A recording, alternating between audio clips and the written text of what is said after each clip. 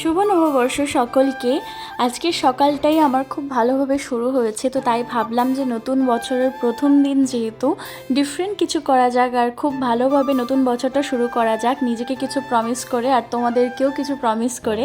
তো এই ছোট্ট বেবিটাকে যে দেখতে পাচ্ছ, এই হচ্ছে আমার ভাইয়ের মেয়ে। আমাদের বাড়িতে সকালবেলায় বেড়াতে এসেছিল, তো সকাল সকাল ওরা এসে চলে গেছে। তারপর হচ্ছে আমাদের বাড়ির রান্না বান্নার পালা। মা যদিও অলরেডি সকাল সকালই সব কিছু করে নিয়েছে, তারপর আমি শুধু চিকেনটা রান্না করেছি, বিকজ ওইটাই আমার একটু ভালো হয় আর আমি এটাই ভালো পারি, তো সেই জন্য সেটা করলাম। আর তারপরই দেখলাম যে মিররটার একটু অবস্থা খারাপ হয়ে আছে। ভাবলাম প্রথম দিন যেহেতু একটু সুন্দর করে ক্লিন করি, সব কিছু একটু ফ্রেশভাবে স্টার্ট করা যাক, সেই করে আমি মিররটা ক্লিন করে তারপর ফ্রেশ হয়ে এসে একটু ঠাকুর প্রণাম করলাম।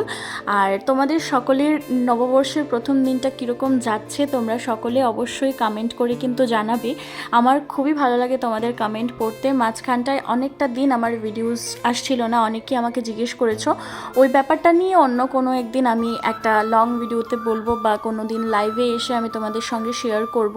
মাঝখানে 2 মাস খুব একটা ভালো যায়নি, শরীরও ভালো ছিল না আর পাশাপাশি মনও ভালো ছিল না, বাট ঠাকুরের আশীর্বাদে আর এখন তোমাদেরও সাপোর্টে আমি অনেকটাই ভালো আছি।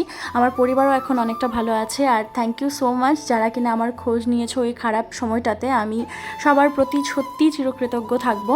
তো যাই হোক, কথা বলতে বলতে লাঞ্চের পালা, এবার আমরা খেতে বসে গেছি। আর কি কি খেয়েছি সেটা সম্পূর্ণটা ব্লগ করতে পারিনি, তারই মধ্যে আমার ভাই এসেছিলো। তো আসার পর কিছুক্ষণ বসে গল্প করলাম, তারপর এসছে আরেকটা ভাই, আমরা অনেকক্ষণ গল্প করলাম। তোমাদের নববর্ষ কীরকম গিয়েছে অবশ্যই কিন্তু কমেন্ট করে জানাবে। আজকের ব্লগটা এখানেই এন্ড করলাম, টাটা।